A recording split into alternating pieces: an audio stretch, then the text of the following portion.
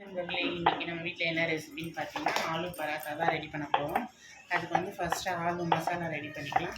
மசாலா எப்படி ரெடி பண்ணணும்னா, உருளைக்கிழங்கு வந்து வேக வச்சு எடுத்துகிட்டு அதில் வந்து ஃபஸ்ட்டு உருளைக்கிழங்கை வேக வச்சு மசிச்சு எடுத்து வச்சுக்கணும். அதுக்கப்புறம் எண்ணெய் விட்டு கடுகு சீரகம் தாளிச்சிட்டு வெங்காயம் பொடியாக கட் பண்ணி அதை நல்லா வதக்கிக்கணும்.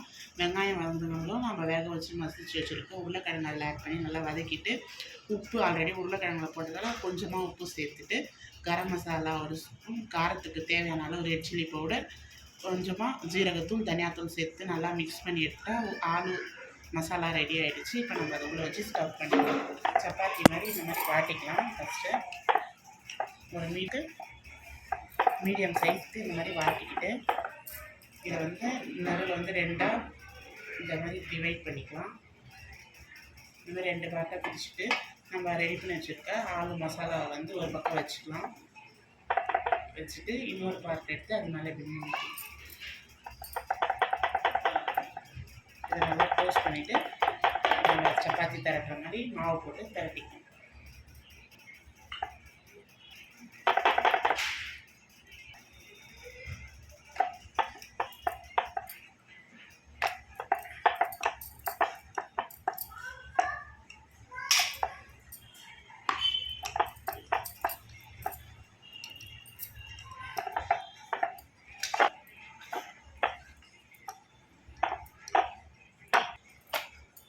இதே மாதிரி நம்ம ரெடி பண்ணி வச்சுருக்க எல்லாத்தையும் வாட்டி எடுத்துக்கலாம்.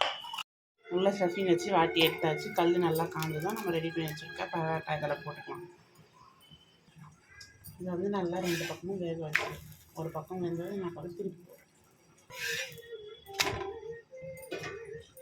போட்டு இப்போ இதில் ஒரு ஸ்பூன் எண்ணெய் ஊற்றலாம்.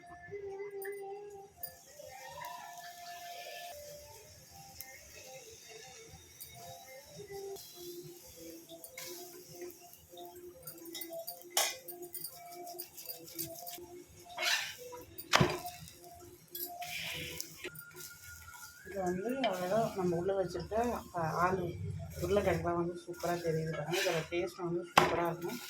நீங்கள் வந்து இதை ட்ரை பண்ணிக்கலாம். இதுக்கு வந்து சைட் டிஷ்ஷே தேவையில்ல, அப்படியும் சாப்பிட்லாம்.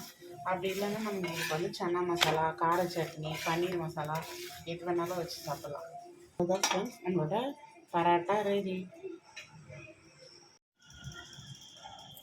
இது பாருங்க சூப்பராக எப்படி ரெண்டாக பிரியுது. நம்மளோட சூப்பரான ஆலு பரோட்டா பாருங்கள். டேஸ்ட் வந்து சூப்பராக இருக்குது.